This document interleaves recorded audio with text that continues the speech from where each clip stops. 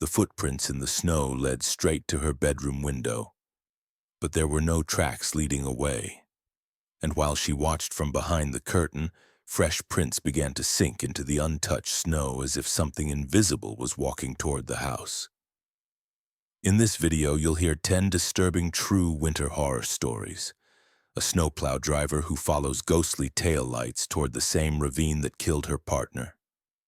A cheap lodge room where the heat dies at the exact minute someone once took their life. Glowing faces trapped under the ice of a frozen lake. A nursing home where blizzards always seem to bring a visitor and 3 sudden deaths. A train car that officially doesn't exist anymore. A snowman that keeps changing to mimic what it sees through apartment windows. Voices in a whiteout storm repeating the last words of people who froze to death. Snow angels that appear closer to a child's room every night with no footprints around them. And a winter-only lodge that supposedly burned down years ago, but still accepts guests whenever the snow seals it off from the world. These aren't campfire stories. They're built from locations, timelines, and witness accounts tied together by one thing. Winter has a way of keeping things that should be gone, and if you stay until story 7, you'll hear about a train ride that still doesn't have a rational explanation. But first, let's start with the footprints. Start with Story 1. The footprints that faced the house. Marcus Whitfield wasn't breathing when he opened his back door at 2:47 a.m. and saw the yard lit up by the motion floodlight. Fresh boot prints pressed deep into the new snow, perfectly spaced, leading from the fence line straight to his bedroom window. Then turning and circling the house like whoever made them had been walking slow, patient laps, deciding where to come in. The worst part was what wasn't there. No trail back to the street, no scattered snow from a quick retreat, just the arrival. And then nothing. As if the person had vanished mid-step and might still be standing out there, invisible, listening to him hold his breath. 4 days earlier, when Marcus and his girlfriend Erin moved into the quiet cul-de-sac in eastern Pennsylvania, winter felt harmless. Neighbors waved. Porch lights glowed warm against the early January cold, and the first big snowfall made the neighborhood look clean and new. Wednesday morning, Marcus went out to scrape his windshield and noticed a single line of boot prints cutting across their untouched front yard to the living room bay window, stopping close enough that whoever stood there had been able to look in, then continuing to the side gate and ending at the bedroom window.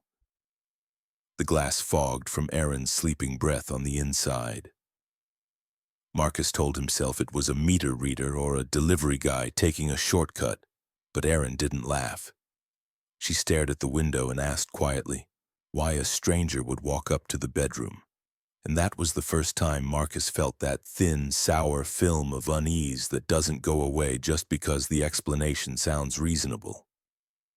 The next morning, another light snow fell, erasing yesterday's evidence, and with it came new prints, this time circling the entire house and pausing at every window like a slow inspection. Marcus tried to find the exit path, expecting it to lead back to the sidewalk, but the tracks simply stopped in the middle of the yard, the final print frozen in a half step as if the person had been lifted straight up. And Erin made Marcus double-check every lock while she stood behind him, chewing her thumbnail until it bled.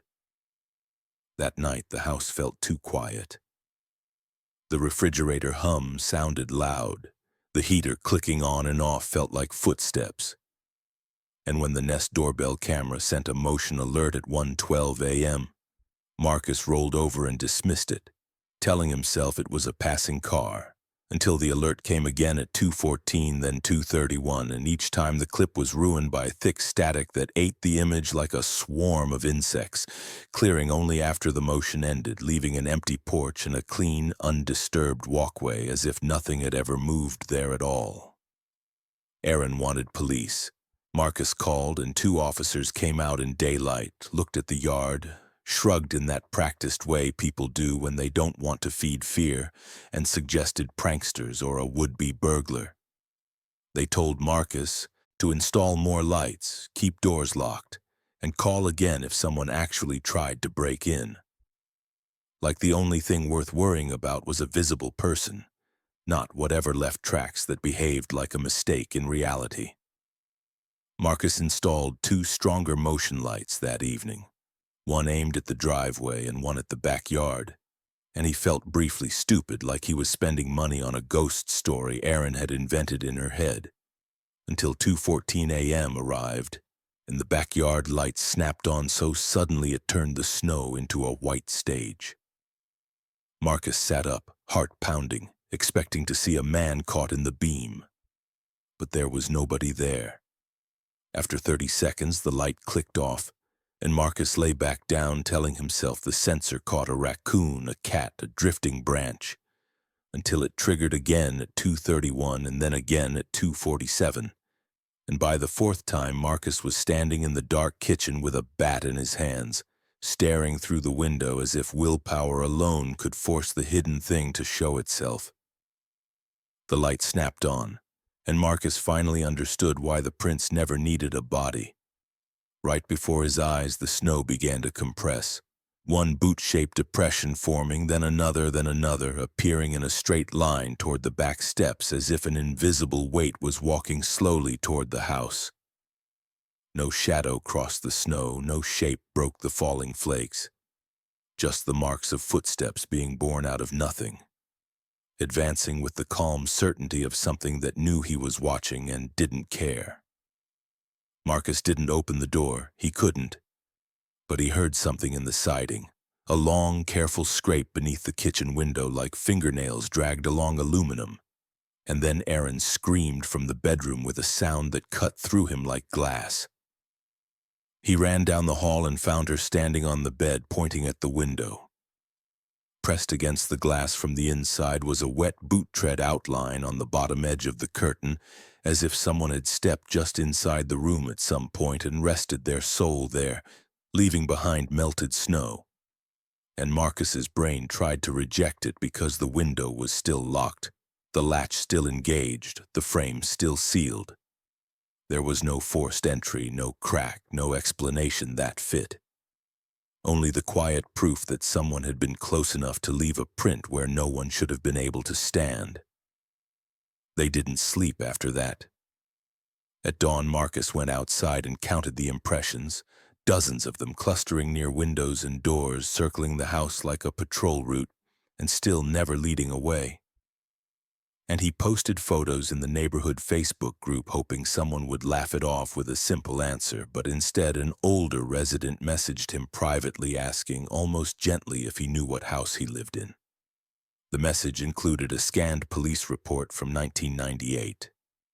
The original owner, Raymond Kimball, had called in multiple complaints about footprints appearing overnight with no exit trail, and a feeling of being watched through the bedroom window at the same hour. In the report, Kimball described hearing his own name whispered from outside at 3 a.m., and 2 weeks later the file noted he disappeared without taking his keys or wallet, his car still in the driveway, and the back door found unlocked. The last detail was the one Marcus couldn't scrub from his head. Officers recorded that there had been a single set of boot prints leading from the street to the open back door, and a second set, barefoot and uneven, leading away into the woods behind the property.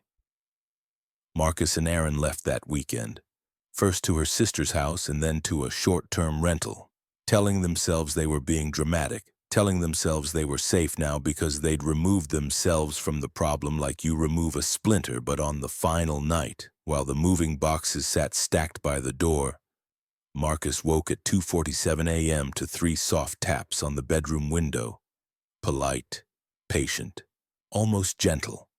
And when he finally forced himself to pull back the curtain, there was nobody there, only his own pale reflection floating in the glass. Below it, in the faint spill of porch light, fresh prints had appeared in the snow again, stopping directly beneath the window and facing the house as if whatever made them understood something Marcus didn't. Winter didn't bring it. It only made its presence visible. Months later, when the first heavy snow of the next season fell, Marcus couldn't stop himself from checking the neighborhood group. and he found a new post from a couple he didn't recognize. "We just moved into the Kimball house on Thornwood Lane. Has anyone else ever had trouble with trespassers? We keep finding footprints in the snow that don't make sense." And Marcus stared at the words until his phone screen dimmed, realizing with a slow, sick clarity that it was never about him personally. It was about the house, and about something that returned every winter to walk its careful loops, to face the windows and to wait like it had all the time in the world. Story 2. The Last Plow on Route 17. Daphne Mercer didn't realize she'd been crying until the tears started freezing on her cheeks because the cab heater was fighting a losing war against the blizzard, and the only thing she could see through the windshield was a tunnel of white and the faint red taillights of another snowplow. Too far ahead, always just out of reach, drifting left and right like a lure. And the terror wasn't that she was following it. It was that dispatch kept insisting she was alone on Route 17. She'd radioed 3 times already, voice tight, knuckles white around the mic. "Confirm the other unit in front of me. I've got visual on plow lights." The response came back with a pause that felt wrong, like someone scrolling through a list they didn't want to read. "Negative, Daphne. Route 17 is closed. You are the only truck on that run. Repeat, you are alone." The word should have made her stop right there, but the road was disappearing under fresh drift, and the red lights ahead were the only reference point she had. The only proof she wasn't about to drive into a ditch and die without anyone finding her until spring. The first time those lights appeared, she actually felt relief. Daphne had been plowing nights for 15 winters, and she knew how the world shrank during a storm. The miles went quiet, the tree line vanished, the highway became a blank sheet of paper you could fall off at any moment. A second plow meant safety, meant a witness, meant someone else would notice if your engine died. She eased forward, following the glow, letting the other truck cut the path, and for 10 minutes she convinced herself dispatch must be wrong or a supervisor had sent an extra unit without updating the roster. But then the CB hissed with a voice that wasn't hers and wasn't dispatch's, calm and low beneath the static, saying, almost conversationally, "Can't stop now. Can't let them pile up again." Daphne's stomach dropped so hard it felt like impact, because she knew that voice, Stan Hawthorne's voice, her old route partner, the guy who used to bring black coffee in a thermos and tell the same dumb jokes every December, the guy whose plow had gone over the edge on this exact road last winter in the worst storm they'd seen in a decade. Stan was dead. Daphne had stood at the memorial at the garage, watched his wife accept a folded flag with shaking hands, listened to the supervisor read out his years of service as if the number could make the loss behave like math. And yet here he was, a phantom on her radio, pulling her deeper into the whiteout. She told herself it was grief playing tricks, a bad connection, a prank, until she tried to answer and her own words came out warped, like the storm was chewing them. "Stan," she whispered, instantly hating herself for it because that one syllable made the cab feel crowded. The red lights ahead brightened slightly as if the other truck had acknowledged her, and the highway began to tilt. Subtly at first, then more, the left guardrail dissolving under snow, the right shoulder narrowing.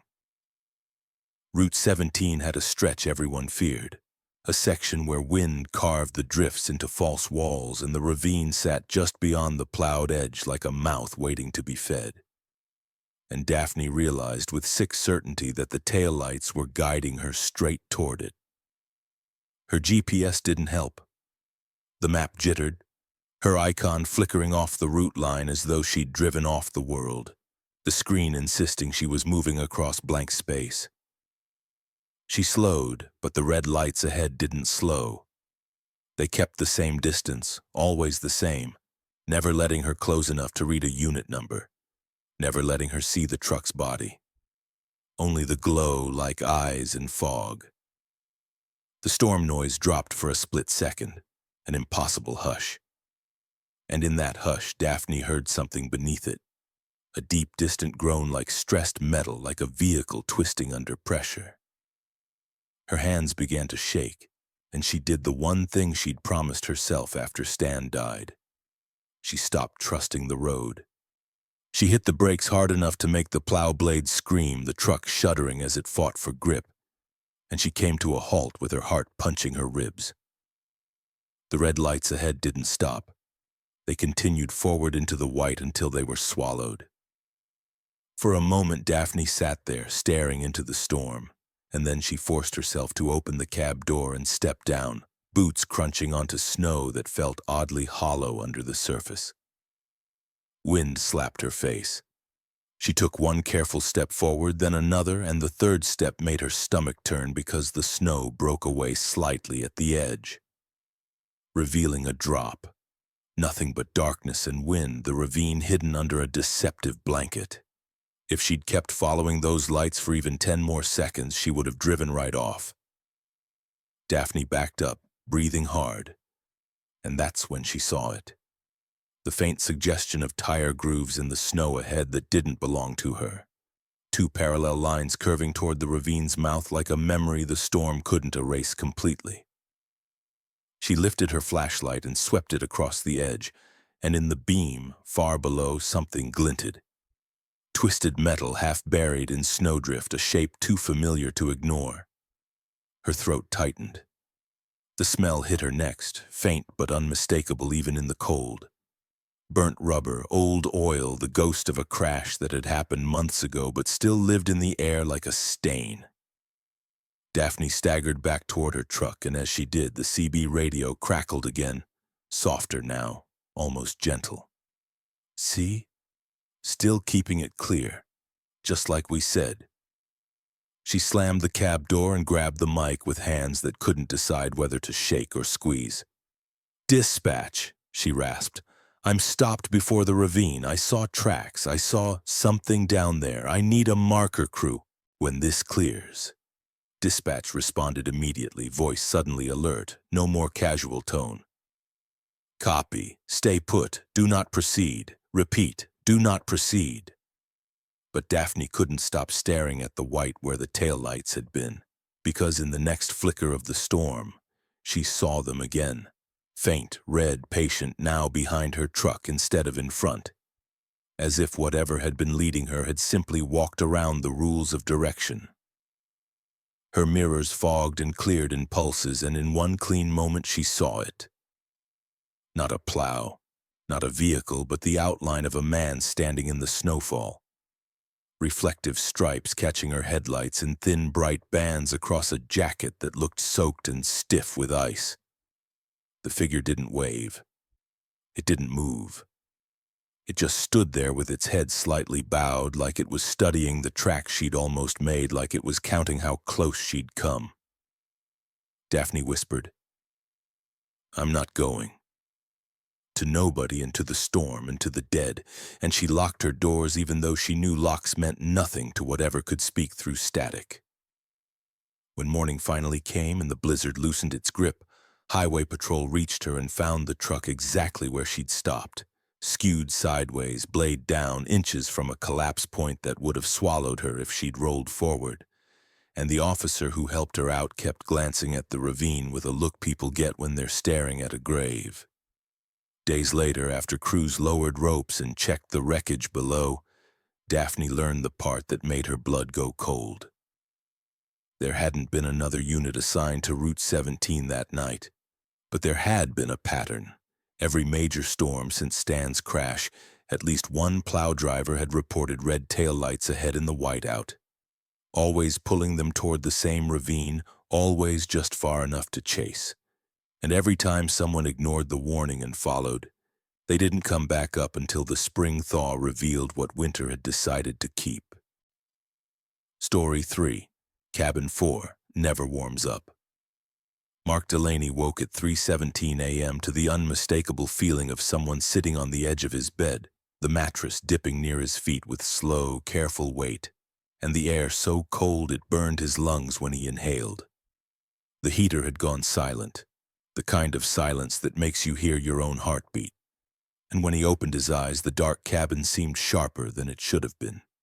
Every corner too clean, too still, as if the room had been waiting for him to wake up.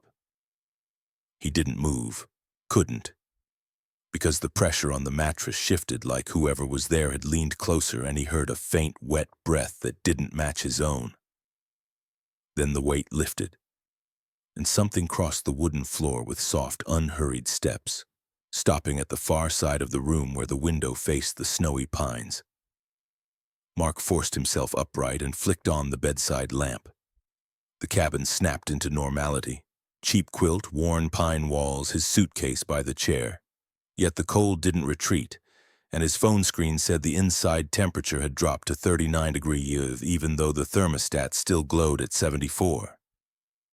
The first night he'd arrived at the lodge, he had laughed at the owner's hesitation, the way the older woman's smile stiffened when she handed him the key tagged 4, offering him a room in the main building instead, saying the cabins ran finicky in winter.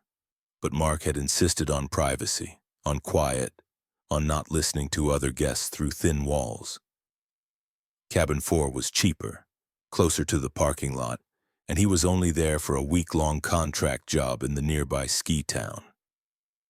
The cold started as an annoyance. The heat ran, but the room never felt warm, the kind of chill that clung to your skin no matter how long you stood near the vent. And the bathroom mirror refused to fog even after a hot shower, as if the air in cabin 4 didn't hold moisture the way air should. On the second evening, he noticed the owner watching him from the office window as he crossed the courtyard. Not like a hostess checking on a guest, but like someone monitoring a hazard sign that had been ignored. By the third night, he'd started sleeping in a hoodie, then a jacket, and he kept waking at odd hours with his teeth clenched and his breath visible in the dark, and every time he checked his phone it was the same minute. 3:17 a.m. He told himself it was stress, travel fatigue, the way your brain clings to patterns when it wants a reason for discomfort. But that explanation collapsed when he started hearing the bed, the creak that sounded exactly like someone lowering themselves down beside him with deliberate care, the springs responding as though to a real body. On the night that finally pushed him into panic, Mark decided to record audio, turning his phone face down on the nightstand and letting it run while he tried to sleep. At 3:17, he jolted awake again to the heater clicking off with a mechanical finality, and the cold arrived in a rush, rolling across the room like a wave, stealing warmth so fast his fingers ached. The mattress dipped. He kept his eyes closed, forcing himself not to bolt, listening so hard the blood in his ears sounded like wind. A whisper came so close to the phone microphone it should have fogged the lens. "It still hurts." 3 heavy thumps followed, spaced evenly like a head striking wood. Thump, thump, thump, and then a slow dragging sound across the floor as if something had tried to stand and couldn't quite lift its feet. In the morning, Mark played the recording 3 times, hoping he'd misheard it, hoping it was pipes, the old building settling, a neighbor's TV. But the words stayed words no matter how he rationalized them, and the thump sounded nothing like plumbing. He stormed into the office and demanded another cabin. The owner's face tightened when he said the time, 3:17, like he'd spoken a private code. She offered him the main building room again, too quickly, too eagerly, and when he asked what was wrong with cabin 4, she said, "Old wiring, old heater. It's winter." But her eyes flicked away as if the answer was somewhere on the wall behind him. Mark didn't take the main room out of stubbornness or bravery. He took it because his equipment, his laptop, his clothes were still in cabin 4, and he didn't want to make 2 trips alone across the icy courtyard in the dark. That evening he searched the lodge online and found what bothered him most. The current listing skipped from cabin 3 to cabin 5 in the photo gallery, like cabin 4 had been edited out. And buried in old review threads, he found a comment from years ago mentioning a tragic winter incident and a cabin the owner doesn't like to rent. Mark went back with that sentence burning in his head and started noticing details he hadn't cared about before. The ceiling hook where a fan should have been, patched over with fresh paint. The heater vent that looked newer than the rest of the wall, as if installed to cover something. A faint discoloration on the floorboards near the bed that didn't match any spill pattern, more like something had seeped and dried again and again. At 2:50 a.m. he sat in a chair with the lamp on, determined not to sleep, hands wrapped around a mug of reheated coffee, staring at the bed like it was an enemy. Outside the window, the snow fell soundlessly, thick flakes tumbling through the porch light like ash. When the clock on his phone ticked to 3:17, the heater shut off with a click so crisp it felt intentional, and the lamp flickered once, just once, before stabilizing. The room temperature plummeted, and Mark saw the impossible. The quilt near the foot of the bed depressed slowly, not as if someone sat down, but as if something heavy had eased onto it from above, pulling the fabric taut, the mattress responding with a deep, obedient sink. Then the air beside his ear moved, not wind, not draft. Breath, and a voice that sounded like a woman trying not to cry whispered, "Don't leave me cold again." Mark's body reacted before his mind could. He bolted for the door, slipping on the icy threshold, yanking it open and running across the courtyard in socked feet, not caring about frostbite, not caring about pride, only needing another human voice in the world. He hammered on the office door until lights snapped on and the owner appeared, hair disheveled, face pale with the kind of fear that comes from already knowing what you're about to hear. Mark pushed the phone toward her, shaking, and played the recording. She didn't ask questions. She didn't say it was the wind. She just stared at the floor as if the boards could swallow her. After a long silence, she said very quietly that her daughter had died in cabin 4 during the coldest winter on record, that she'd been found hanging from a ceiling hook at 3:17 a.m., that the heater had failed that night and the cold had set in so fast the body stiffened before morning, and that ever since, no matter what new system they installed, no matter what electrician they paid, the heat in that cabin always cut out at the same minute when the deep winter storms rolled in. Mark didn't sleep at the lodge again. He packed at dawn, leaving half his toiletries behind, leaving the key on the counter like it was contaminated, and drove out as the sun rose over the snowbanks. 2 months later, during another cold snap, he received an email confirmation from the lodge, an automated message blank except for the words, "Cabin 4, heat maintenance complete," and a check-in time of 3:17 p.m. And when he called to demand why they were emailing him, the number rang and then clicked into a voicemail greeting where the owner's voice sounded older, exhausted, as if she'd been speaking through winter for too many years. "We're closed for the season. Please don't leave a message after 3:17. Story 4. Lights under the ice." Jonah Mercer first saw the lights the moment the ice cracked beneath his boot, a sharp spiderweb snap that traveled out from the hole like a warning, and right under that thin glassy sheet of frozen lake he watched something bright and bluish glide past, too smooth to be a flashlight, too steady to be a reflection, before stopping directly below him as if it had felt his weight and decided to wait. He froze, one knee bent, breath caught in his throat, and the light rose until it pressed against the underside of the ice, turning the world beneath his feet into a faint, glowing window. For 1 second he thought he saw a face blurred by water and frost, features stretched and pale like a photograph left in the rain. And then his cousin Reed slammed into him from the side and yanked him backward so hard Jonah fell onto the snow. "Don't!" Reed hissed, voice ragged with real panic. "You don't lean over the hole when the lights show up." Jonah had come to northern Wisconsin for a week to clear his head after a breakup, the kind of winter visit where your relatives promise quiet and soup and bad TV, and by the second night Reed and the other cousins were already hauling portable shacks onto the lake like it was a ritual they'd been waiting all year to perform.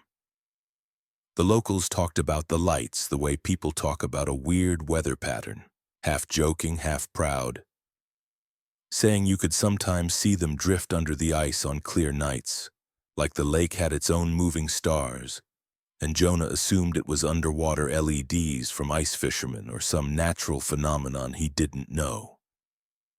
That night the wind was low and the cold was brutal, the kind that makes your eyelashes feel heavy, and Reed drilled the fishing hole while Jonah set up a lantern, their laughter popping loudly in the quiet. That's when Jonah noticed the faint glow moving under the ice 30 feet away, a slow blue smear sliding beneath them, then another and another, like something down there was drifting with intention. Reed played it off at first, telling Jonah the legend everyone told tourists, that the lights were the souls of people who'd fallen through in past winters. But his eyes didn't match the joke, and Jonah felt the way you feel when someone smiles at the wrong moment in a conversation. The glow intensified, and Jonah, half curious and half uneasy, leaned over the hole to look, expecting to see dark water and maybe a fish shadow. Instead, he saw the light pass directly beneath the opening, illuminating a pale shape that looked disturbingly like a hand turning in the water. Palm up, fingers splayed, as if it were reaching for the hole but couldn't quite find it. Jonah recoiled so fast he knocked the lantern, and Reed cursed and pulled him away again, ending the night early, dragging the shack back toward shore with a frantic energy Jonah couldn't question without sounding paranoid. The next day, Jonah overheard the adults talking in the kitchen about a kid missing from town, a 13-year-old who hadn't come home the night before. Police were calling it a runaway, but the way Jonah's aunt said, "Not in this weather," and the way his uncle answered, "As long as the ice holds, they won't find anything," made Jonah's stomach knot. That afternoon, Jonah walked the lakeshore alone and found a little shrine half buried in drifted snow near a stand of pines. Faded photographs laminated and tied to branches, names and dates written in marker, candles burned down to stubs inside glass jars. And it wasn't one or two people, it was many, spanning decades, faces staring out with that frozen smile people wear in old winter pictures. Jonah asked Reed about it at dinner, and Reed went quiet, then snapped that Jonah should drop it, that the lake was the lake and people were idiots. And Jonah let it go the way you let go of things in families, because pushing only makes the silence thicker. But that night, after everyone fell asleep, Jonah couldn't stop thinking about the hand in the water and the way Reed had looked terrified, so he pulled on his boots and crept outside, the porch light making the snow glow faintly blue, and he walked back onto the lake alone, telling himself he just wanted to confirm it was a trick of light. The ice groaned under him like a living thing, a low complaint rolling across the flat darkness, and far out, beyond the spots Reed said were safe, he saw the lights again. Brighter now, clustered together like a slow-moving swarm. Jonah followed them the way you follow something you shouldn't, step by careful step, and the farther he walked, the quieter the world became, until even the wind seemed to back off as if it didn't want to interfere. The blue glow slid under him, and this time it didn't drift past. It gathered directly beneath his feet, intensifying until the ice lit up from below, and Jonah realized with horror that the lights weren't separate objects at all. They were pockets of illumination moving around shapes, and those shapes looked like bodies pressed close to the underside of the ice. Faces turned upward, mouths opening and closing soundlessly as if screaming with no air. Then came the knocking. Not from above, but from below. 3 slow thuds spaced like a signal vibrating through the ice into Jonah's bones. He stumbled back, heartbeat stuttering, and the lights moved with him, not chasing, not rushing, just repositioning to stay beneath him as if mapping his steps. Jonah tried to run, and that was when the surface beneath him hairline cracked. Not a full break, but a thin, jagged line that raced outward like lightning, and he felt the ice flex with a soft, nauseating give. The light surged brighter at that exact moment, and Jonah saw one face clearly, eyes wide and pleading, skin waxy in the blue glow, and he recognized it from the shrine photo. The missing kid's older. Brother drowned 2 winters earlier, a boy everyone said had fallen through by accident. Jonah's legs nearly folded. He spun and ran toward the shore, but the whiteout of darkness and snow disoriented him, and the lake seemed to stretch farther than it had on the way out, like the ice was unwilling to release him. A hand grabbed his coat from behind, Reed, dragging him hard, cursing through clenched teeth, hauling him toward the tree line as if Jonah had just stepped off a cliff. Back on land, Reed pushed Jonah against a car and finally said the thing he'd been refusing to say all week. Years ago, in the late 90s, a small school activity bus went through the ice during a sudden storm, and people in town panicked, cut holes, searched, screamed names into the wind, but the water was too black and cold and fast. Spring thaw brought up some bodies, but not all, and the ones that never came up became an unspoken agreement. Don't dredge, don't drill deep, don't go past the marked safe lanes, don't wake up whatever got trapped down there, because some of the families couldn't bear the certainty and the town couldn't bear the blame. Jonah listened, numb, while Reed stared at the lake like it could hear them, and when Jonah asked why the lights were moving now, Reed swallowed hard and said, "Because the ice is thick enough to hold the lies." The next morning, Jonah's aunt acted like nothing happened, serving coffee and eggs with trembling hands, and the local news scrolled a small update across the TV. The missing boy's backpack had been found near the lake shore after a search in the early hours. No footprints leading to it, no explanation for how it got there, only wet fabric stiffened by frost. Jonah left town that afternoon, and as the car crossed the bridge over the lake, he looked down at the frozen expanse and saw a faint blue glow bloom beneath the ice in a slow circle, brightening like an eye opening. And he knew with a sick certainty that winter didn't just preserve bodies, it preserved moments, preserved secrets, preserved whatever was still awake down there, waiting for the right cold night to press its face to the underside of the world and knock. Story 5. The Night Shift at Evergreen. Linda Park noticed the wet footprints before she noticed the temperature drop, because the generator lights in Evergreen Care flickered in a sickly yellow that made everything look bruised, and on the polished hallway tile there was a thin trail of melted snow leading away from the front vestibule. 3 damp ovals in a row, then a smear, then more ovals, as if someone had walked in from the storm and kept moving without stopping to shake off their boots. The problem was the inner doors hadn't opened since the power went out, and the outer doors were chained for drift control, and Linda herself had checked them twice in the last hour. She crouched, touched the water with 2 fingers, and felt cold so sharp it stung like metal.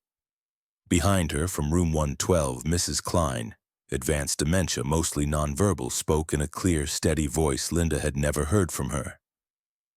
"Don't let him track the snow in. It's rude to visit the dying like that." Linda straightened so fast she cracked her shoulder against the wall and stared at the doorframe, the dark rectangle beyond it, certain she'd see a staff member playing a joke, but there was only the dim hall and the wind pressing at the building like hands. The blizzard had rolled in just before midnight, the kind that erases the world in minutes, and by 12:40 the power went out with a heavy click that silenced half the building. The generator kicked in, but only the most essential lights glowed, heat cycling weekly, monitors running on backup. And Linda found herself alone on the east wing with a single CNA named Rob and 24 residents who suddenly felt like they were being held at the bottom of the ocean. The phones went spotty, the radios hissed, and the hallways became long and unfamiliar, shadows pooling in corners that were normally bright. Linda moved room to room with heated blankets, checking oxygen, checking vitals, promising everyone it would be okay, repeating it until it sounded like a lie she was forcing into existence. But as the building cooled, the residents started doing something she'd only seen a few times in her career. They started getting lucid in a way that felt wrong, like a candle burning clean right before it goes out. Mrs. Klein wasn't the first. Mr. Petros on hospice clutched Linda's sleeve and whispered, "He's back, the tall one. Don't look at his face." Mrs. Bell in 109 asked perfectly calmly, "Is it snowing in the hallway again?" and then turned her head toward the doorway as if listening to someone stand there. Linda told herself it was dementia and fear and the generator's odd hum messing with everyone. But then 3 different residents on 3 different corridors used the same words within 15 minutes. "The man in the snow coat is here." At 1:53 a.m., the heart monitor in 118 spiked wildly, an alarm that cut through the hush like a scream, and Linda hurried in to calm Mr. Alvarez, expecting pain or agitation. Instead, he was sitting upright with his blanket folded neatly on his lap, eyes fixed on the doorway, smiling in gentle recognition like he'd been expecting company. "He found the way in," Alvarez said. His voice was soft, almost grateful. "He said I don't have to do it alone." Linda followed his gaze to the door frame. Nothing. Only the dim hallway and the generator lights pulsing. But the air in the doorway felt different, colder, heavier, like stepping near an open freezer. Alvarez's smile faded. His eyes tracked upward, following something tall. "He's got snow in his hair," he murmured. "He always does." Linda's skin tightened with gooseflesh, and she backed out of the room without turning her back on the hall. An old instinct she didn't respect until that moment.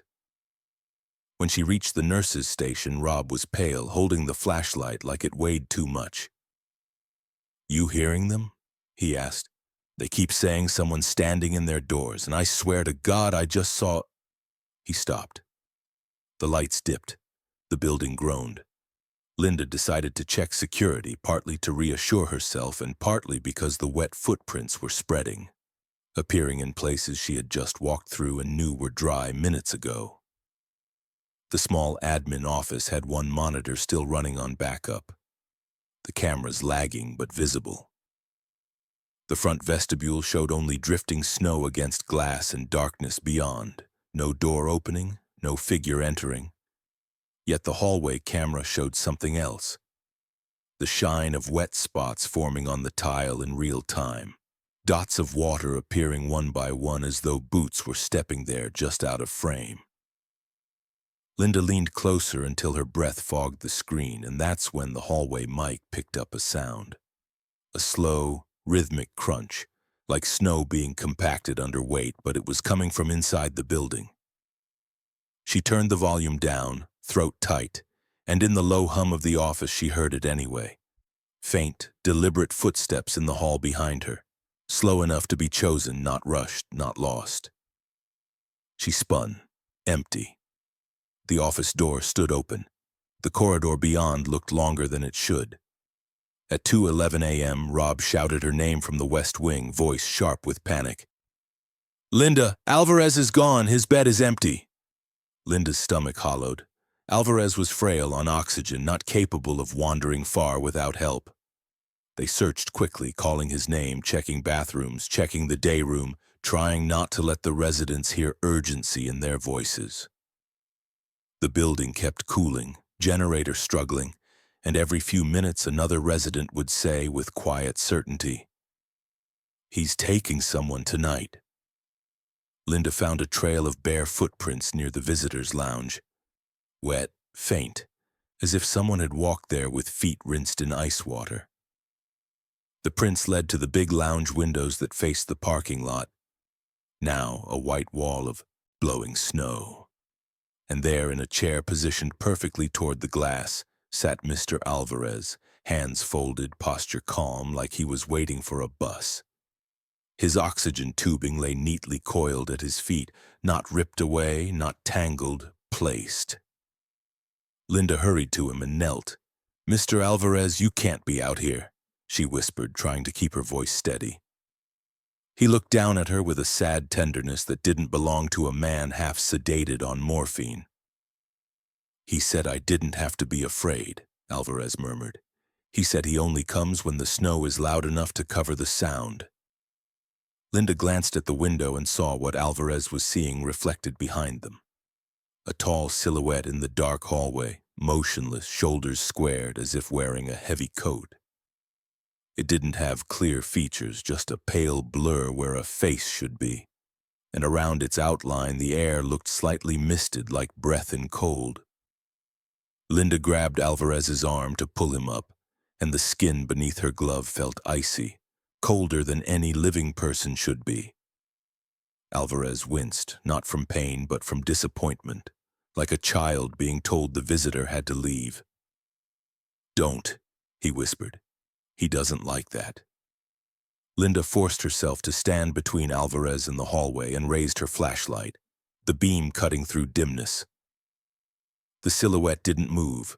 The wet prints on the floor widened, and the smell reached her then. An outdoor smell inside, snow and something mineral like cold earth. Linda's radio crackled with a nurse from another wing. "We've got a code in 104. She was fine 10 minutes ago." Linda's heart hammered. The building felt like it was tightening around them, corridors narrowing into a maze that led only one direction. Alvarez's eyes stayed locked on the hall. "He won't leave until he has 3, he said quietly, as if repeating a rule he'd heard many times. "That's what he told me. 3, and then the storm breaks." Linda dragged Alvarez back to his room, fighting the cold in his limbs, fighting the strange calm that made him move like a man sleepwalking towards something he trusted. She settled him into bed, reattached oxygen, and stayed with him, refusing to leave. Across the hall, Mrs. Klein began humming a hymn under her breath, slow and steady. Another resident down the corridor started doing the same, then another, a soft chorus rising as if they all remembered the melody at once. The generator lights dimmed again. Somewhere far off, a monitor alarmed and then cut out. Rob ran past, face gray, whispering, "Second one's gone, it happened so fast."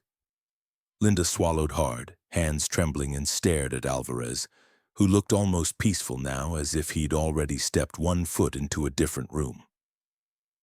At 2:47 a.m., the hallway outside Alvarez's door darkened as though something tall had blocked the weak ceiling light. Linda felt a pressure change in the air, that subtle shift you feel when someone enters a space behind you. She didn't turn. She didn't look. She just held Alvarez's hand and listened to the crunch, slow, steady, moving past the door. By 3:08 a.m., the storm began to ease, wind lowering from a roar to a heavy sigh, and the generator stabilized enough for the hallway lights to brighten slightly. Linda stepped out for the first time in an hour and saw the wet prints had finally stopped forming. They led in 3 distinct paths now.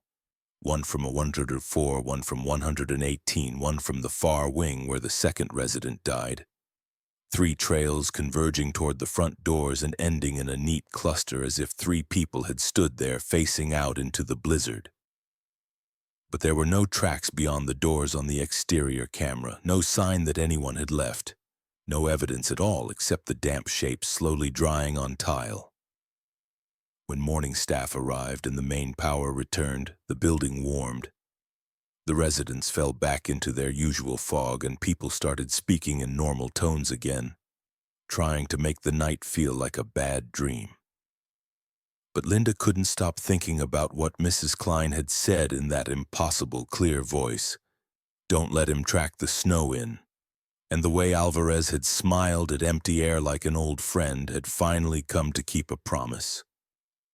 2 nights later, when Linda came back for another shift, she found a tiny scatter of salt at the front vestibule as if someone had spilled it, and beside it on the clean tile a single wet oval print appeared and then slowly darkened as if fresh snow were melting off an invisible boot that had just stepped inside. Story 6. Car 27 on the 210 train. Evan Serrano realized the doors weren't going to open when the train stopped at Briar Street and the familiar chime rang out, polite, automatic. Yet the air in his car didn't change.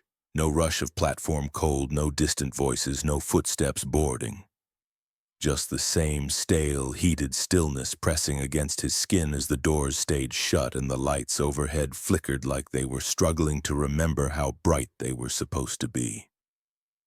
He stood halfway out of his seat, staring at the seam where the door should separate, waiting for the split, the hiss, the mechanical shrug of the panels sliding apart.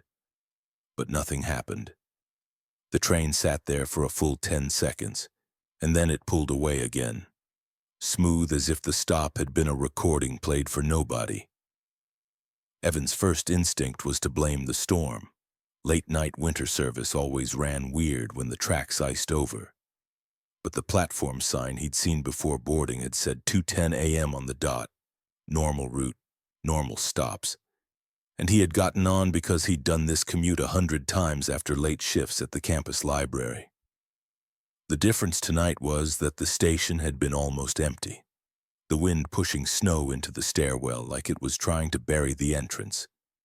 And the only open door on the arriving train had been the last car, the one with dimmer lights and windows fogged from the inside as if it had been full of breath for hours. Evan climbed in without thinking, just grateful to be out of the wind, and immediately noticed small wrongnesses. The advertisement panels held faded posters for events that had already happened months ago. The emergency intercom cover was taped over with a peeling out-of-service sticker, and the digital car display above the door glitched between blank and a distorted 27 that looked like it had been burned into the pixels. There were only 4 other passengers. An older man in a suit sitting unnaturally still with his hands folded. A woman wrapped in a thick scarf who kept staring at the floor. A teenage boy with headphones on so loud Evan could faintly hear a warped loop of noise, and an elderly woman clutching a plastic grocery bag like it was a life vest. Evan told himself it was just a neglected car, maybe being moved for repairs, maybe thrown onto service because the storm reduced capacity. But when the announcement crackled through, it didn't sound like the normal transit voice. It sounded closer, older, as if the speaker had been dragged across a decade of static. Next stop, Briar, error, passengers in car. The audio cut out with a soft pop, leaving the car in a hush broken only by the rhythmic rattle of the tracks and the faint hiss of the heater. Evan checked his phone. No signal. That was normal in tunnels, but they weren't in a tunnel. They were above ground, moving past neighborhoods he recognized by the dim glow of streetlights. He looked out the window and saw the city blur by, then felt the train lean into a curve, and that's when the glass began to frost from the outside inward, feathery crystals crawling across the window so fast it looked like time-lapse, obscuring the view until the world outside became only smudged light. The woman in the scarf lifted her head slightly and murmured, not to Evan but to the air, "It's doing that again." And the elderly woman beside her whispered back, "Don't look at the windows when it does." Evan's throat tightened. "Sorry, what?" he asked, trying for casual. The scarfed woman didn't respond, just pressed her gloved fingers together as if praying. The train slowed for another station, and the same chime played. The same announcement promised a stop. But again the doors did not open, and again there was no sound from outside, no platform life, no cold air. Evan stood and walked toward the connecting door to the next car, the one you could usually push through to find a different seat. But the small glass window in that door showed only darkness on the other side, a pitch-black void with no interior lights. And yet, from beyond that door, he could hear muffled chatter. Normal voices, laughter, someone coughing. Like a whole living train car existed inches away but had been erased from sight. He banged once lightly. "Hello?" No response. He leaned closer and saw something that made his skin go numb. The darkness beyond the glass wasn't empty. It was reflective like black water, and for a split second his own face stared back at him in it, stretched and pale, eyes too wide. Behind him, the suited man spoke for the first time, voice calm, almost polite. "You shouldn't do that," he said. Evan turned. The man's suit looked old-fashioned, the fabric too heavy, the cut too formal for a commuter, and his skin had a grayish tone that reminded Evan of photos taken under hospital lights. "Why?" Evan asked, forcing a laugh. "Because you'll convince yourself there's a way out," the man replied. And the way he said it, like someone describing weather, not danger, made Evan's stomach drop. The teenager's headphones suddenly blared a clear phrase through the distortion, loud enough that Evan heard it even across the car. "Remain seated. Passengers in car 27. The kid didn't react, just stared at his phone screen as if hypnotized by the dead battery icon flashing even though he wasn't using it. Evan checked his own phone again and watched the battery percentage tick down too fast, 42 to 39 in seconds, as if the car itself was draining power from anything that tried to connect to the outside world. The train entered a stretch Evan didn't recognize. No streetlights, no buildings. Just an endless corridor of whiteness beyond the frosted windows. Snow blowing sideways like static on an old TV. His heart began to hammer. This wasn't the route. The scarfed woman finally looked up and met Evan's eyes, and her gaze held a heavy exhaustion. "You got on the wrong car," she said quietly. "There wasn't another open door," Evan shot back, voice rising. "There was," she answered, "but you weren't meant to see it." The elderly woman clutched her bag tighter and whispered almost tenderly, "He's new," like Evan had wandered into a support group by mistake. Evan tried the emergency intercom anyway, ripping at the tape until the plastic cover cracked loose. Beneath it, the button was there, but the wiring behind it had been cleanly cut, ends capped like someone had deliberately severed its ability to call for help. He stepped back, breathing hard, and that's when the suited man tilted his head slightly and asked, "You weren't with us last winter, were you?" Evan stared. "What are you talking about?" The man's eyes softened in a way that was almost pity. "The derailment," he said. "The snow, the tunnel, this car." Evan felt a cold bloom under his ribs. He remembered the headlines. He couldn't recall details, but he remembered photos of twisted metal, snow piled on a wreck like icing, commuters wrapped in blankets under harsh emergency lights. He hadn't been on it. He would have remembered. He would have been dead. The train slowed again, entering what felt like a long tunnel, and the car lights dipped, then flickered, then stuttered as if the electricity itself was afraid. In that strobing half-light, the passengers changed. The scarfed woman's coat looked torn and stained, the fabric burned at the edges. The elderly woman's hands were mottled with bruises and frostbite, nails blackened. The suited man's collar was soaked dark as if from blood, and his neck bore a red mark like something had cut deep and then frozen. The teenager's face, briefly illuminated, was waxy and slack, lips bluish, eyes half-lidded as if he'd been asleep for hours.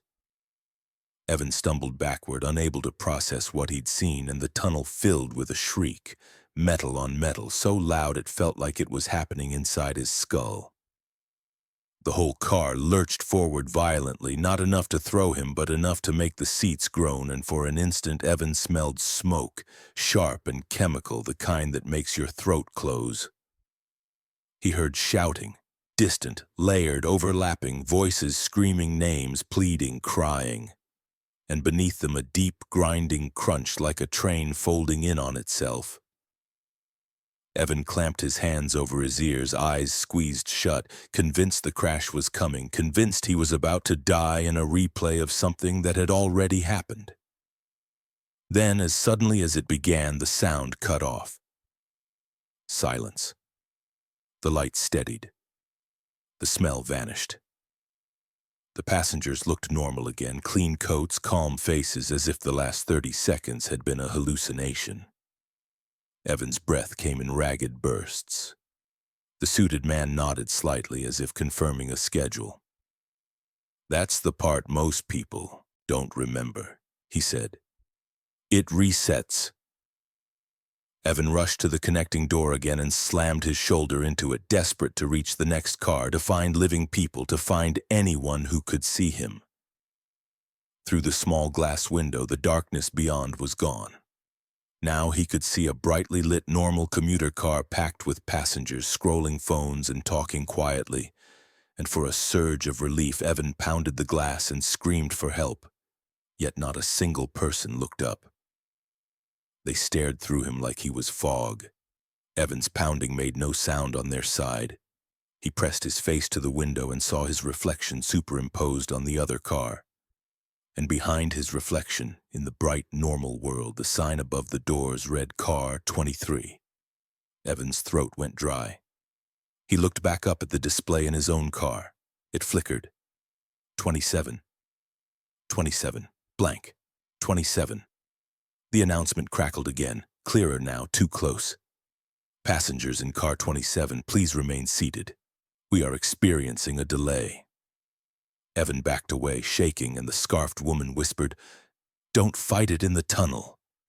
That's when it hurts." Evan felt something inside him snap from fear into rage. "I'm getting off," he said, voice trembling. "Next stop, I'm getting off." The elderly woman shook her head gently. "We said that too," she murmured. The train slowed, and this time Evan recognized the station name on the overhead sign through the frosting, his stop. Relief surged, hot and desperate. The chime sounded. The doors finally hissed. Cold air slammed into the car, sharp and real, bringing with it the smell of snow and city exhaust. Evan didn't hesitate. He sprinted out onto the platform and nearly slipped on icy concrete, spinning around to see the other passengers still seated, still calm, watching him with the solemn patience of people who knew he wouldn't be joining them again. The doors shut. The train pulled away. Evan stood under the flickering platform lights, chest heaving, and realized something was wrong. The car he'd exited from didn't have a number plate where Car 27 should have been. The metal panel was blank, as if it had been filed down. A station security guard approached, annoyed at first, then confused. "You okay?" the guard asked. Evan grabbed his sleeve. "That car 27, something's wrong with it," Evan said, words tripping. The guard frowned. "Car 27, he repeated, and the confusion in his voice was immediate, genuine. "We don't have a Car 27 in service." Evan tried to argue, tried to point down the tracks where the train had vanished into snowy darkness. But his phone buzzed back to life as if it had crossed an invisible boundary. Signal bars returning, battery percentage stabilizing at 12%. And a news notification popped up on the lock screen from a "On This Day" archive. Winter derailment anniversary. Car 27 retired after fatal crash. Evan stared at it until the screen dimmed, and when he looked up again, the platform had emptied, the storm swallowing sound, leaving him alone with the certainty that he had been sitting among people who never made it home last winter, and that for a few miles in the middle of a blizzard, the train system still carried a car that wasn't supposed to exist, running its route like a memory that refused to stop. Ilinanamana, Story 7. The Snowman at Apartment 6B. Cara Velez knew something was wrong the moment she saw the snowman's stick arm lift. Just slightly, just enough to make her stomach drop. Because the courtyard was empty. The fresh snowfall was unbroken, and yet the snowman that had been standing below Apartment 6B all week now looked different. Posed like it had been adjusted minutes ago, angled upward as if it were listening to the building. She was still holding her phone to her ear from a late-night call, laughing at something her friend said. And as she stared through her third-floor window, the snowman's arms were raised at the same awkward angle her own elbows had been when she talked, as if it had copied her without understanding what the gesture meant. 2 days earlier, the courtyard had been full of normal winter life. Kids building lopsided snowmen, parents calling them in before dark, a dozen little shapes lined up like a crude parade. But after a mild thaw and another storm, every snowman had collapsed into dirty mounds except one, the one directly beneath the windows of 6B across from her. It was plain at first, 3 clean white spheres with no face and 2 branch arms. But it never slumped and never melted the way the others did. And it always faced the same place, the dark, always curtained window of 6B, a unit Kara had never seen anyone enter or leave. She only began paying attention because of the way it felt, not like a decoration but like something stationed there, holding position. The first time Kara saw lights flicker inside 6B, it wasn't dramatic. Just a brief, pale glow behind the curtains like someone walking past a lamp. But the next morning, the snowman had a face scratched into its head with something sharp. 2 deep pits for eyes and a long, uneven slash for a mouth, and the head was turned a few degrees, no longer only toward 6B, but slightly toward Kara's window too, as if it had learned it was being watched. Kara told herself it was the kids messing around, but she kept looking for footprints and never found any. Only smooth snow around the snowman, clean as a fresh sheet, like nobody had walked near it at all. That night she tested herself without meaning to. She raised her blinds halfway, slowly, and the next morning the snowman's left arm was angled upward like a crude imitation of pulling something, and its head tilted, matching the angle Kara's face made when she leaned close to the glass. She felt a cold prickle creep up her spine, the kind that starts as embarrassment. Like you're imagining patterns because you want a story, and then turns into dread when the patterns keep being right.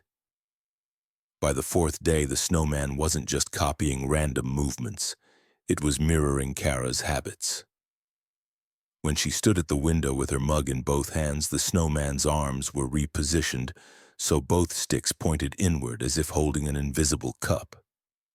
When she sat on the couch with her knees hugged to her chest, she later saw the snowman's arms tucked in tighter, forming a hunched silhouette that looked less like a snowman and more like a person trying to keep warm. Kara bought a cheap camera and aimed it at the courtyard from inside her apartment, telling herself she'd laugh about it later, and posted a joking question in the building group chat. Does anyone know who keeps fixing the snowman by 6B? But the replies were light and useless, people sending laughing gifs and saying kids get bored in winter. And one message from the building manager that was oddly short: please don't bother 6B. Kara stared at that line longer than she meant to. She asked a neighbor in the hallway about 6B and watched the woman's smile stiffen before she said, "Empty unit," and hurried away like the subject was contagious. That weekend, a new snow fell hard and clean, blanking the courtyard so perfectly that every sound outside seemed muffled, and Kara woke at 2:38 a.m. to a noise she couldn't place. A slow, wet crunch, not like running feet, but like weight shifting, pressing down, lifting, pressing again. She padded to the window and looked out into the courtyard under the yellow security light and saw nothing moving. But the snowman stood closer to the building than it had before, no longer centered in the yard, now positioned almost directly against the wall beneath 6B's window, its head tilted up, face scratched deep, mouth slit wide like it was smiling at the glass. Kara's chest tightened as she realized what it reminded her of: a person standing under a window, listening. She checked the courtyard for tracks and found none. Yet along the base of the wall beneath 6B there was a faint drag mark in the snow, a smooth groove as if something heavy had been pulled across the courtyard without lifting its feet. That was the night Kara started keeping her lights off, watching from darkness like prey trying not to be noticed. And the next day the snowman's head had turned just enough to face her window more directly, as if it had sensed the shift, as if it knew the difference between being watched and being watched back. She reviewed her camera footage that evening, expecting to see a prankster in a hoodie, a kid running out, something normal. Instead, the recording showed hours of stillness, the snowman unmoving until a burst of pixelated static swallowed the image for less than a second. 2 frames, maybe 3. And when the picture stabilized, the snowman was in a new position. Subtly closer to the wall, head angled higher, as if it had advanced between blinks. Kara rewound again and again, feeling nausea rise because the footage didn't show movement. It showed reality skipping. That night she heard a thump from across the courtyard, faint but distinct, and saw 6B's curtains flutter as if someone had brushed them from inside. She held her breath, waiting to see a silhouette, and for a moment there was one. Rounded at the top, too tall, shoulders sloping wrong, as if someone had draped a heavy coat over a shape that wasn't built like a person. Kara stumbled back from the window, heart racing, and when she looked again the curtains were still, the window dark, and only the snowman remained pressed almost flush to the wall, its stick arms angled upward like it was reaching for the sill. The next morning the snowman had changed again. One arm was broken off and laid neatly on the ground like a discarded limb, and the face scratches were deeper, gouged so hard the ice beneath the packed snow showed through like bone. Kara went straight to the manager's office and demanded to know what happened in 6B. And the manager, an exhausted man who looked like he hadn't slept in days, finally admitted there had been a tenant last winter.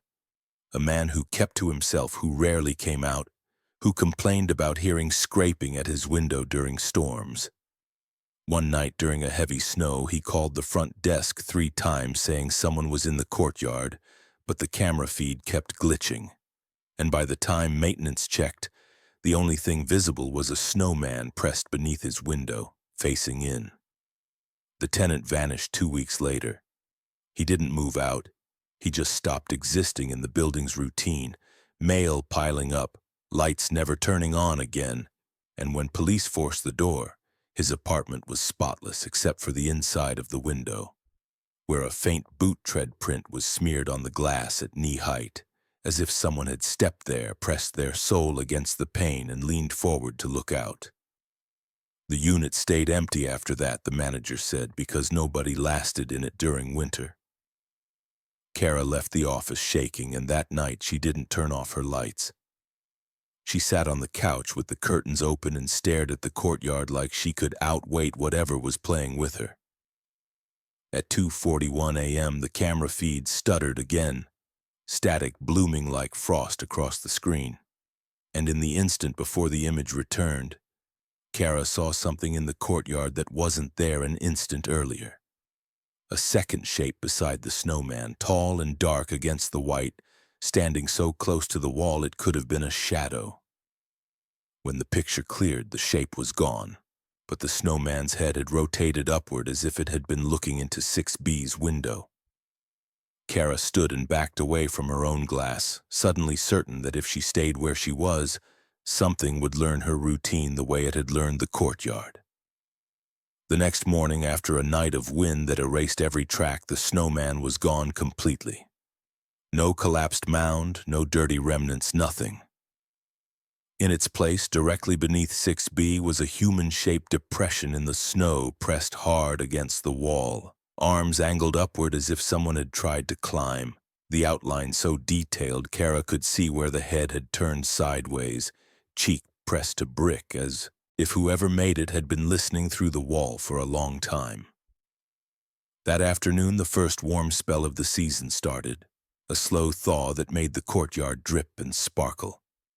And Kara watched from her window as the human-shaped depression softened and blurred, turning into slush that ran down the bricks like melted evidence. She told herself it was over. Then the next winter's first heavy snowfall arrived early, and when Kara opened her curtains at dawn, before any kids could be outside, before any footprints could exist, the courtyard below 6B already held a clean white snowman perfectly formed facing the window, waiting like it had never left. Story 8. Voices in the Whiteout. Daniel Rourke heard his own name carried on the wind like someone was shouting it from 10 feet away, and the instant he turned toward the sound, the world became nothing but white. No horizon, no tree line, no trail, just a furious wall of snow that erased distance and depth until he couldn't tell if he was staring into open air or straight into a bank of ice. "Daniel!" the voice called again, clearer this time, and it wasn't just any voice. It had the crisp urgency of a rescuer, the kind of tone people use when they've found you and they want you to stop moving before you make things worse. Relief hit him so hard his knees almost buckled, because the last thing he remembered before the whiteout swallowed everything was checking his GPS and seeing the trail line drift away from his dot like the map itself had given up on him. He'd been careful, he always was. An experienced winter hiker with layered gear, extra batteries, an emergency bivvy, and a plan to be back at the trailhead well before dusk. But the forecast had been wrong in the way winter forecasts sometimes are. A fast front turning a calm afternoon into a storm with no warning and no mercy. At first, the snow had felt manageable, just thick flakes and wind, the kind that stings your cheeks and makes you squint. But within minutes, visibility dropped to a few feet, and the wind began to shear across the ridge hard enough to erase his boot tracks behind him as he made them. Daniel stopped, did what he'd trained himself to do. Breathe, check compass, check GPS, look for markers, and found nothing he could trust. The compass needle jittered as if magnetized by panic. The GPS arrow spun once, twice, then settled in a direction that didn't match his memory of the terrain. He tried to backtrack, but the trail had already vanished under spindrift. The mountain became a blank sheet, and he was a dot on it with no edges to orient by. Then the voices started, faint at first under the wind. Radio chatter, clipped phrases, the distant squawk of a walkie, so believable that Daniel's mind grabbed onto them like a rope. "We've got him," a man's voice said. "Daniel, stay where you are." Another voice, a woman's, added, "We see you, just a bit further." Daniel shouted back until his throat burned, waving his arms like they could be seen through the blizzard, and the voices answered immediately, always just ahead, always encouraging him to move. He followed, because the alternative was standing still until hypothermia made the decision for him. And the strange thing was that whenever he moved toward the voices, they remained the same distance away. Close enough to hear clearly, far enough that he never saw a headlamp, never saw a silhouette, never heard footsteps crunching in the snow. He told himself the rescuers were spread out, trying to triangulate, but after 15 minutes a pattern emerged that made his skin prickle. They kept repeating the same exact phrases in the same cadence, like a looped recording. "We see you." Pause. "Just a bit further." Pause. "Daniel, keep moving." Pause. When Daniel stopped walking to test it, the voices didn't adjust with concern the way real rescuers would. They simply repeated again, slightly louder, slightly sharper, as if volume could replace intelligence. His phone buzzed weakly in his pocket. The battery was draining faster than it should, the screen dimming like the cold was squeezing it. Daniel forced himself to look down, and his stomach dropped. The GPS breadcrumb trail showed him looping in a rough circle, climbing when he should have been descending, drifting toward a section of the map marked by steep contour lines.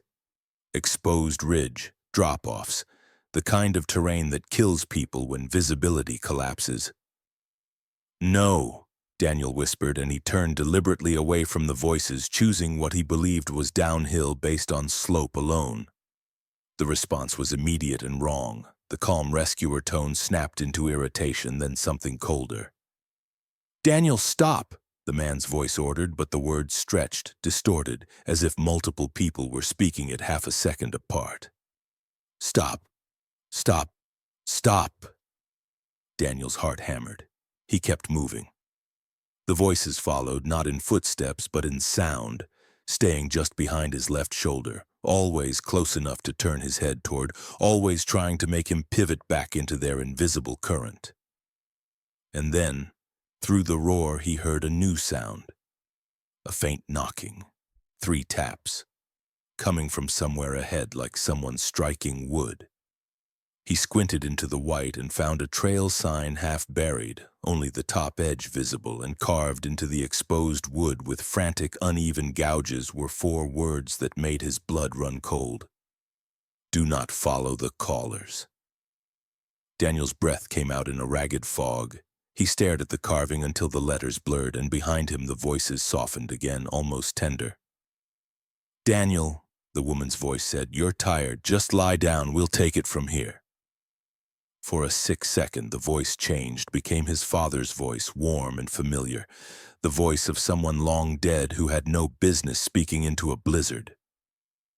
"Danny," it said gently, "you've done enough. Come on, just a bit further." Daniel's knees wobbled. Hypothermia does that, makes sleep feel like mercy, makes surrender feel rational. And his body begged him to believe the voice that promised rest. He bit the inside of his cheek hard enough to taste blood, forcing pain into his head like a flare, and he stared at the carved warning again, anchoring himself to something physical. Something made by hands that had been in this same white hell. He turned his back to the voices and walked downhill on instinct, counting steps, pausing every 50 to check that the slope still dropped, refusing to look at the blank space where the voices insisted salvation waited. The voices grew angrier, then desperate, then strange, overlapping into a chorus of phrases that didn't fit together, as if multiple recordings were playing at once. "We see you. Just a bit further. Stay where you are. Keep moving. Don't stop. Don't stop." The last words weren't commands anymore, they were pleading. Daniel's vision narrowed. The cold sharpened his joints into knives. He told himself 1 more minute, then another, and finally the white softened into shape. Dark, vertical lines, the first hint of trees, the shelter of a lower slope where the wind couldn't scream as loudly. He collapsed against a trunk and fought the urge to close his eyes, because every survival lesson he'd ever learned screamed that sleep here meant dying. In the muffled calm beneath the trees, the voices didn't disappear. They became faint, like a radio left on in another room. "Just a bit further," they whispered, but now the words sounded less like rescuers and more like something practicing how to sound human. When real search and rescue found him 2 hours later, headlamps cutting through the storm, real boots crunching, real hands gripping his shoulders. Daniel cried from sheer shock of being touched by something living. He tried to tell them about the voices guiding him, about his father calling him, about the way the phrases repeated, but the veteran rescuer's expression tightened in a way that wasn't disbelief. It was recognition. "What did they say?" the man asked quietly. Daniel repeated the phrases. The rescuer stared at him for a long moment and then looked away toward the white ridge above the tree line, jaw clenched. "Those are the same words," he said, barely audible over the wind. "From 3 missing hikers' final radio transmissions over the last 10 years. Daniel lay in the rescue sled shaking, listening as the storm swallowed their tracks behind them, and through the whine of wind he heard it one last time. Soft, patient, right at the edge of hearing. His name spoken the way someone says it when they're sure you'll eventually answer. Story 9. The Snow Angel in the Driveway. Holly Crane first saw it at 12:46 a.m., headlights washing the driveway in cold white glare, a fresh snow angel pressed perfectly into the powder right in the center of her concrete, arms spread too wide, legs too long. The head hollowed deeper than it should have been, like someone had driven their skull into the snow and held it there. She parked with her heart pounding, staring at it through the windshield, because she and her 8-year-old son Mason had made snow angels earlier that afternoon in the yard. Not in the driveway, and those had already been half covered by the evening dusting. This one looked brand new, crisp-edged, made after the latest fall. Holly got out slowly, scanning the street for teens, neighbors, anyone, but the cul-de-sac was silent, porches dark, and the fresh snow around the angel was clean. No footprints leading in, no footprints leading out, just the angel itself like it had been stamped into place. She told herself it was a trick of wind or someone stepping backward in their own prints, but as she leaned closer, the hair on her neck lifted because the snow inside the wings was packed hard, not brushed away, pressed down with force, and she could see shallow grooves where fingers had dragged as if someone had fought against the cold while making it. She went inside, double-locked the door, checked Mason sleeping in his room, and tried to forget it. But sleep never came right after you see something that feels like a message. The next day, she asked Mason if he'd gone out at night with friends. He looked offended, then scared, and swore he hadn't. Holly didn't mention the lack of footprints because she didn't want to put that thought into his head. She brushed the angel away with a shovel before sunset, telling herself she was being dramatic, and by dinner she'd almost convinced herself it was nothing. Then she worked a late shift 2 nights later, and when she pulled in at 1:13 a.m., there it was again. Another snow angel, closer to the garage door this time, arms angled higher, as if reaching toward the handle. Again, no footprints. Again, crisp like it had been made minutes before she arrived. Holly felt her throat tighten as she realized the head indentation was turned slightly, not straight up, tilted toward the garage-to-house door like someone had been lying there staring at the exact spot where her family entered the home. She installed a cheap camera the next morning, aimed at the driveway, and posted a nervous joke in the neighborhood Facebook group about ghost snow angels, hoping laughter would make it normal. People replied with emojis and stories about bored teenagers, but one older neighbor messaged privately, "Don't ignore it. Keep your doors locked between the garage and the house." No explanation, just that sentence. Holly started sleeping with her phone on the pillow and the hallway light on, and Mason began asking to keep his door open because the house sounds weird. Holly tried to be the adult, to be calm, but the third angel broke her. It appeared directly against the garage door, so close the packed snow touched the bottom seal. The wings pressed in tight like hands braced for leverage, and the body indentation was deeper than the others, as if whoever lay there had been heavier or angrier. She checked the camera footage with shaking fingers. At 2:44 a.m., the feed glitched, 2 seconds of static and pixel smear. Then the picture returned, and the angel was simply there, existing fully formed as if it had been added between frames without the world having to show how. No figure, no movement, just the aftermath. Holly replayed it until her eyes burned. She didn't tell Mason about the video. That night, Mason crept into her room at 3:10 a.m. and whispered, "Mom, I had a dream someone was lying in the snow looking at my window." Holly's blood went cold. "What did they look like?" she asked, trying to keep her voice even. Mason swallowed. "I couldn't see them. I could just tell they were smiling." Holly stayed awake after that, sitting on the living room couch with all the lights off, watching the driveway through the thin slit of the blinds like she was on lookout duty in her own home.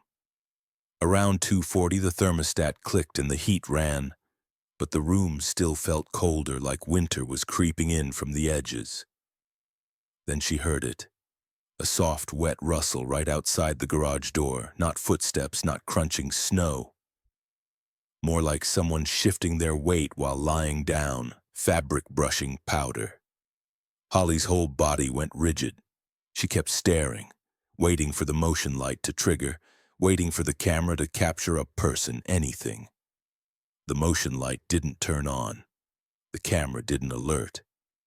The sound continued for a few seconds and then stopped, leaving a silence that felt heavier than noise. Holly couldn't stop herself. She rose, crossed the kitchen, and pressed her palm against the interior door that led into the garage, just to reassure herself it was locked. The metal was colder than it should have been, and as her hand touched it, she felt faintly 3 soft taps from the other side. Gentle, polite, like someone asking to be let in. She yanked her hand back as if it burned her and backed away, heart hammering, and she didn't go near that door again until the sky began to pale. In the morning, she opened the garage-to-house door with her phone already dialing 911, ready to scream if someone was inside. But the garage was empty. The driveway, however, held a new angel directly beneath that interior door's location.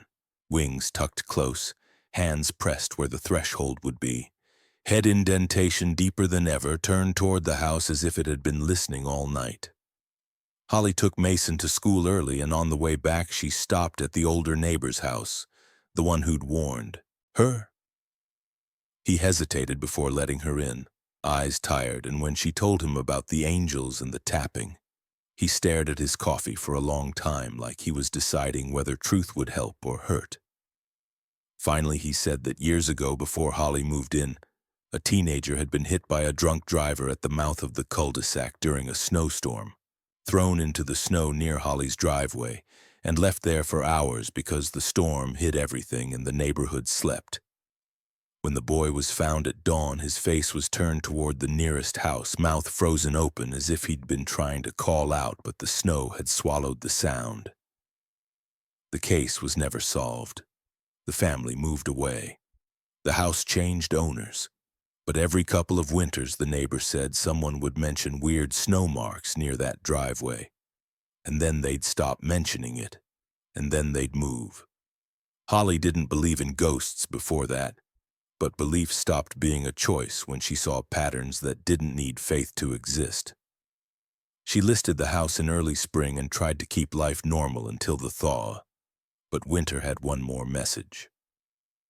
On the last heavy snowfall before March, Holly woke to Mason screaming. She ran into his room and found him pointing at the window with both hands shaking. Outside, under the streetlight, the driveway was covered in untouched snow, except for one perfect angel directly beneath Mason's window. Larger than all the others, arms stretched wide as if embracing the cold, head turned toward the glass. And this time, there were faint marks around the face indentation, thin, shallow lines like someone had dragged fingers across the snow from the outside, tracing the shape of a smile. Story 10. The Lodge That Opens Only in Winter. Ryan Calder woke up to the smell of smoke that wasn't there, thick and chemical in his throat, and when he bolted upright in the unfamiliar bed, the room around him was perfectly intact. Carpet clean, curtains drawn, fireplace dark and cold. Yet the air tasted like burned wood and melted plastic, the way his childhood house had smelled the night their kitchen caught fire. For a moment he panicked, convinced something in his own apartment had gone wrong, before remembering he wasn't home at all. He was at a remote winter retreat lodge in the middle of nowhere, 3 hours off the main highway and 2 more by Snowcat, invited to review the place for his tiny travel channel because, as the email had put it, you specialize in hidden winter gems. The lodge looked like a postcard when he'd arrived the afternoon before. Big stone chimney, wraparound porch sagging under piles of snow. Soft yellow lights spilling from windows while the surrounding forest stood dark and heavy. Inside, everything was curated to feel cozy. Overstuffed chairs, twinkle lights, the faint smell of pine and hot chocolate. And the manager, a tall, agreeable man named Cullen, had welcomed him with the kind of warmth that seemed built for camera interviews. The other guests had been polite but distant, mostly couples and small families in old-fashioned coats that looked more vintage than retro. And Ryan had chalked their strange quiet up to the way some people get reverent in snow. Like speaking loudly might break the spell. But even then, little things had bothered him. No visible cars in the parking area, even though the common room was full. House rules that felt less like suggestions and more like warnings. No going outside alone after dark. All exterior doors locked from sunset to sunrise. For your safety, no access to the basement or back wing at any time. He'd filmed some B-roll, interviewed Cullen in front of the big stone fireplace, listened to a practiced history about how the lodge only really came alive in winter and wasn't meant for the off-season, then gone to bed early, exhausted from travel and snow glare. Now sitting in the half-dark room with phantom smoke in his lungs, Ryan realized the air had another quality too. A faint chill that didn't match the thermostat reading. A heaviness in his ears like the pressure you feel before a storm. He pulled back the curtains. Outside, snow was falling in thick, slow flakes, so dense that the forest line he'd seen the day before was gone. The lodge seemed adrift in white. Down below, the courtyard looked wrong, not because of what was there, but because of what was missing. The cars still weren't there. No tire tracks, no plowed lanes leading out, just untouched snow up to the front steps as if nothing had come or gone in weeks. Ryan dressed quickly and went to the lobby, intending to ask about shuttles or at least film the storm for his channel. But the common room was eerily quiet for mid-morning. The big fireplace was cold and clean, no logs, no ash, though he distinctly remembered a roaring blaze during his interview the day before. Coffee sat in a thermos on the sideboard, steaming faintly, but there was no one behind the reception desk, no murmur of conversation. A single woman sat in an armchair by the dark window, hands wrapped around a mug that had stopped steaming long ago. She looked up when he passed. "You're new," she said, and there was something off about the way she said it, not curious, not welcoming, more like someone acknowledging weather. She introduced herself as Eliza and said she'd been here a long time, but when he asked from where, she only shrugged and said, "Here is where I remember." Ryan forced a laugh, thinking she meant she was a repeat visitor. But the back of his neck prickled. Later, trying to shake the unease, he went exploring for extra footage. The main hallway felt longer than it had the day before, narrowing slightly as it extended toward the unlit back wing.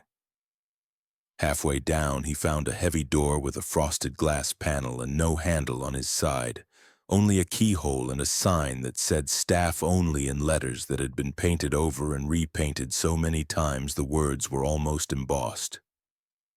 Through the cloudy glass, he could make out a row of hooks holding heavy winter coats, all the same dull colors, muted reds, army greens, browns, like uniforms of people who had stood in the snow a long time.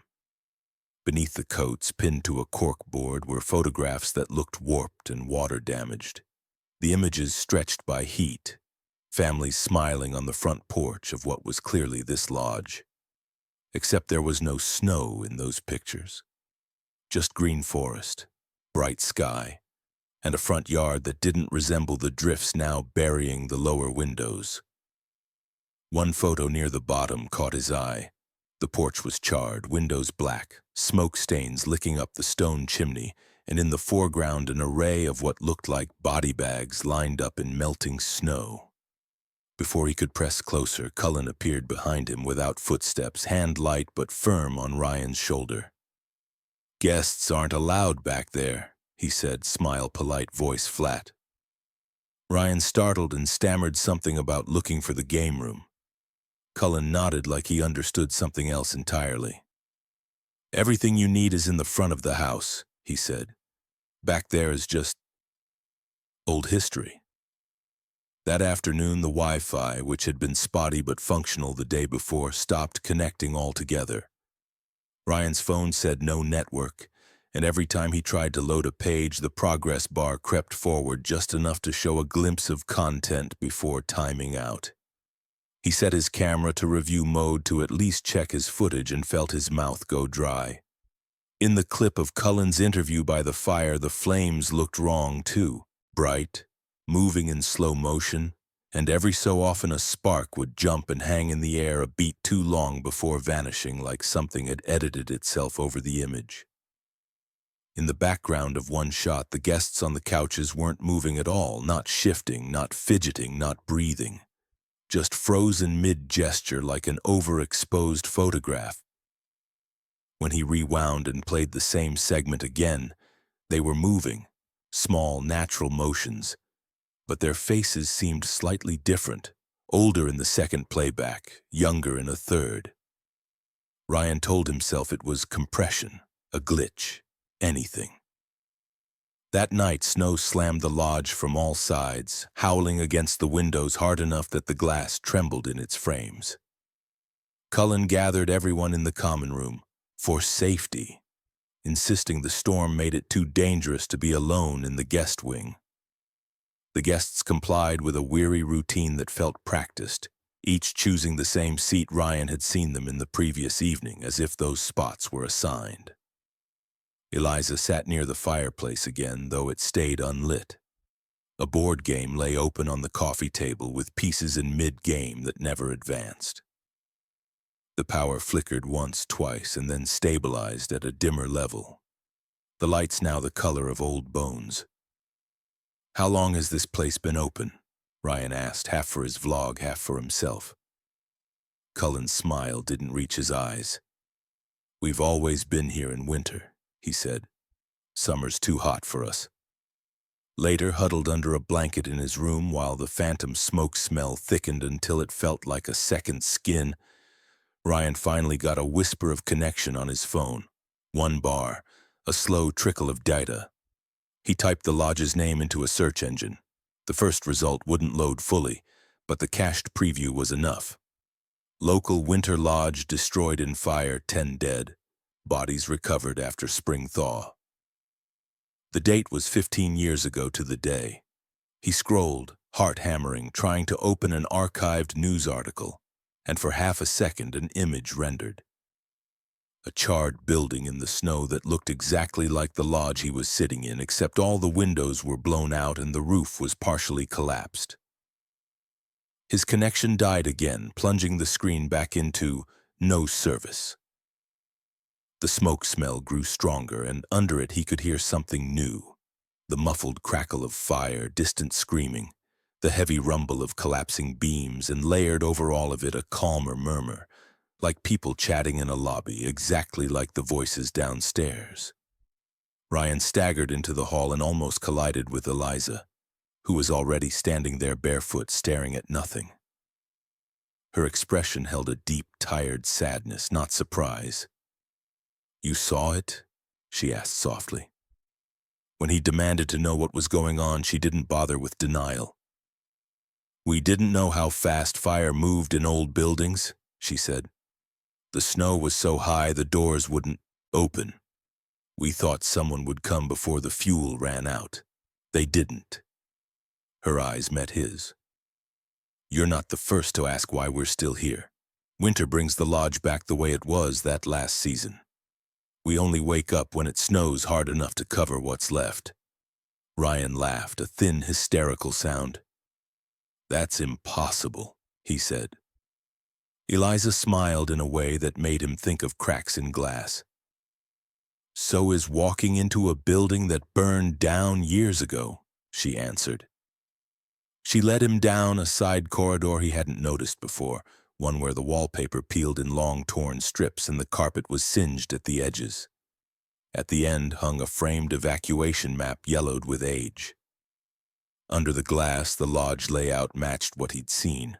Rooms, hall, common area, but in the corner someone had scrawled a note in shaky pen. "Fire started in kitchen.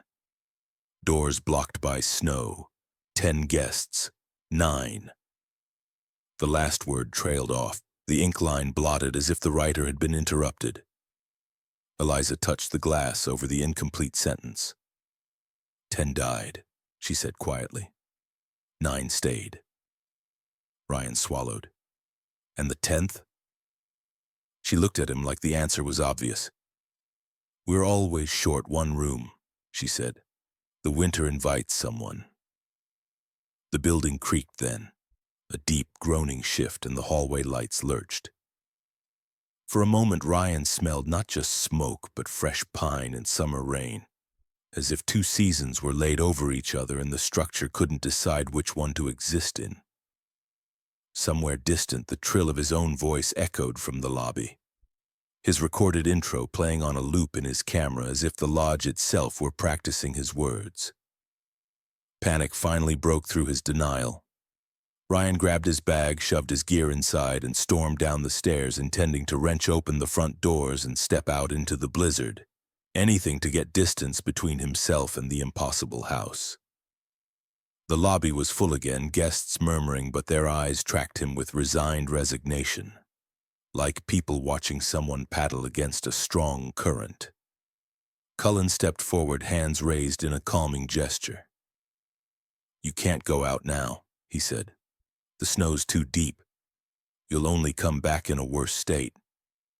Ryan ignored him, grabbed the heavy brass handles, and yanked. The doors opened 6 inches and then stopped dead like they were braced from the outside.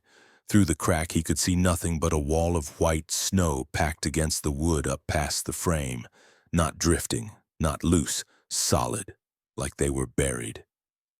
Cold blasted through the gap, carrying with it the sharp, unmistakable smell of char and wet ash, as if a fire had been doused in deep winter and never quite stopped smoldering.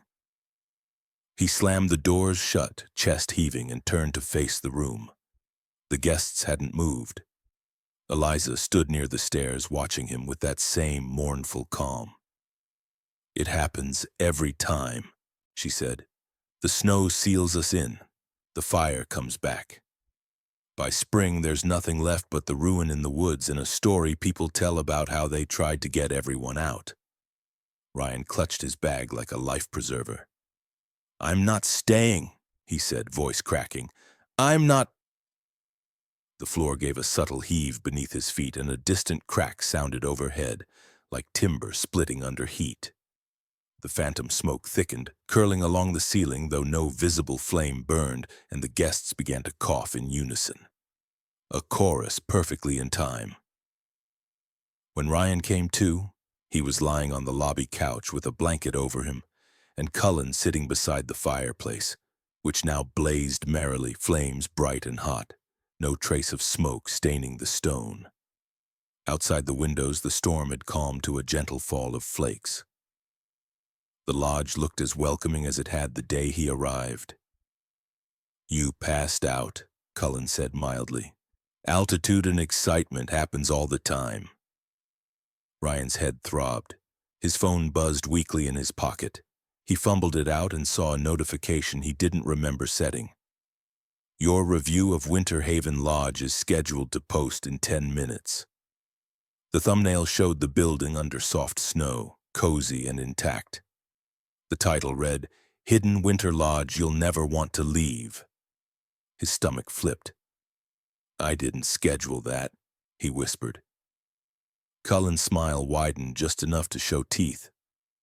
"Maybe you did and forgot," he said. "Time gets slippery up here." Ryan looked around. The guests were in their same places, their same poses, as if nothing had changed. Eliza met his gaze and shook her head the tiniest bit, a warning he didn't know how to heed. Days later, or maybe only hours, the light outside didn't change much. Ryan found himself filming B-roll again, narrating his usual lines with a hollow cheerfulness that didn't feel like it belonged to him. His footage, when he reviewed it, looked perfect. No burns, no ruins, no ghosts. Just a charming winter lodge. His subscriber count ticked up. Months after the trip back in his city apartment, Ryan woke one July night sweating from a dream of heat and snow and voices calling down a hallway. He stumbled to his desk, opened his laptop, and checked the comments on his old Winter Lodge video. A new one sat at the top. "Crazy coincidence. My uncle was a firefighter. He said that place burned down years ago." "Spooky vid, though," another said. "I tried to book this lodge and couldn't find it anywhere except this video." The booking link in his description now led to an error page. The lodge's official site was gone. Only his video remained, crisp and inviting, thumbnail bright with snow. As he scrolled, his own username caught his eye in the recommendation sidebar. An auto-generated playlist titled More from Ryan C., featuring a new upload he didn't remember making. Winter Haven Lodge Returns. True Experience. The thumbnail showed the same building under a heavier fall of snow, every window blazing with light. In the nearest one, tiny and grainy but visible, a figure stood with one hand against the glass like it was testing the barrier. When Ryan leaned in close, heart in his throat, he realized with a sick lurch that the figure's outline looked exactly like his.